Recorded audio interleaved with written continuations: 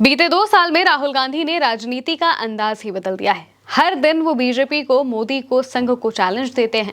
पुणे में राहुल गांधी की गूंज की धमक दिल्ली में सुनाई दे रही है। दोस्तों, ऐसा लग रहा है राहुल गोरिल्ला पॉलिटिक्स कर रहे हैं। कभी कोटा, कभी देहरादून, तो अब Pune.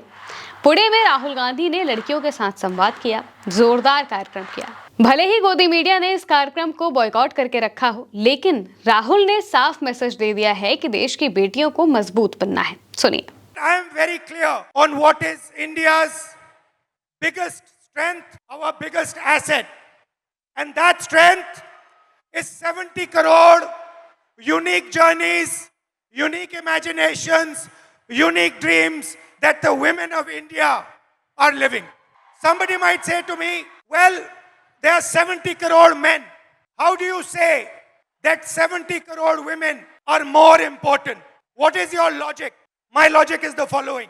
Women are by nature more sensitive, more gentle, more compassionate, and more forward-looking than men.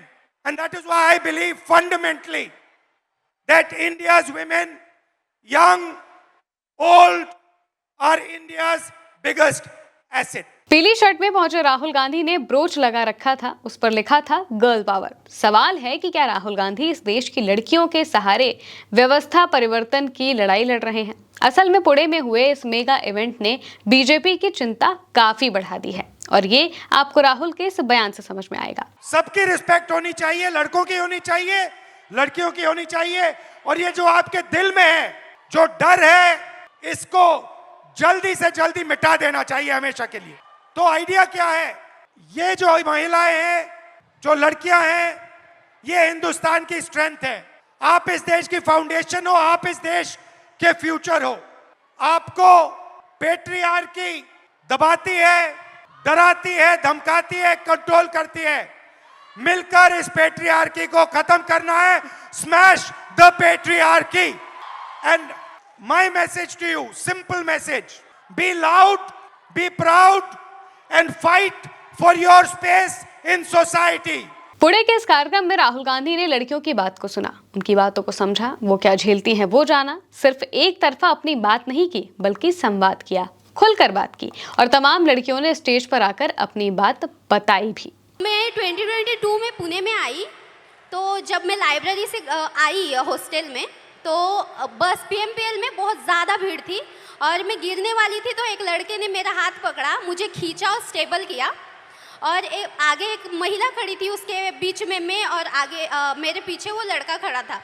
तो लिटरली उस लड़के ने मेरी कमर के इस कोने से लेकर इस कोने तक में हाथ लगाया और मुझे पीछे खींचा, और मैं डर गई। मैंने तुरंत में पीछे मुड़ी और उसके कान के नीचे बजाया, और वह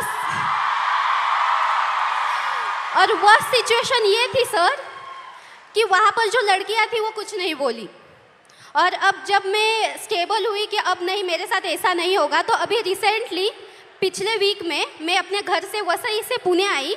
पुणे स्टेशन से ट्रेन पर मैं उतरी, और वहाँ पर एक ड्रंक आदमी था, वो सामने से आया और लिटरली मेरे यहाँ पर ब्रेस्ट के नीचे छुआ उसने।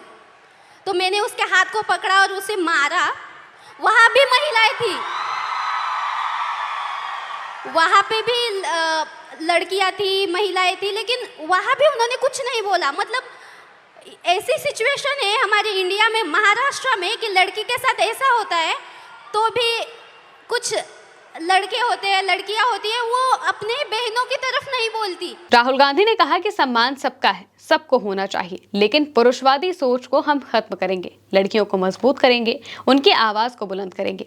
यकीन मानिए दोस्तों, राहुल का ये स्टेप बीजेपी को भारी पड़ने वाला है। राहुल के लिए जो क्रेज पुणे में दिखा, उसने कांग्रेस का जोश कई गुना बढ़ा दिया है। आप इसे देख सकते हैं कि किस तरीके से राहुल गांधी जब वहां पर जाते हैं, लड़कियों का शोर गूंजता है, लड़कियां सेल्फी लेने के लिए लगातार होड़ मचाते हुए दिखाई देती हैं, और यहाँ तक कि कई लड़कियां राहुल गांधी से गले भी मिलती हैं। एक लड़की तो किस भी करती है, और बहुत ही सहज तरीके से, बहुत ही नॉर्मल तरीके से राहुल गांधी इन सब चीज़ों को लेते हैं, और इस बात को बताते हैं कि लड़कियों को पूरा हक है कि वो अपने आप को एक्सप्रेस करें, अपनी बात को आगे रखें, उन्हें जो करना है वो करें। और ये बहुत बड़ी बात है।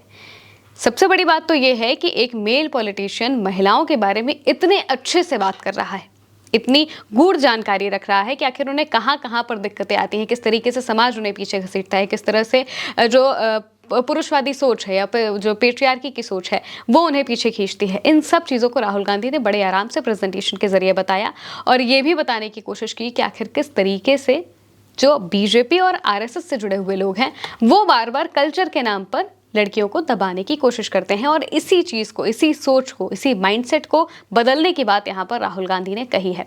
आप इसे कैसे देखते हैं कमेंट में बताइएगा। मैं हूं महिमा, फिलहाल के लिए इतना ही। नमस्कार।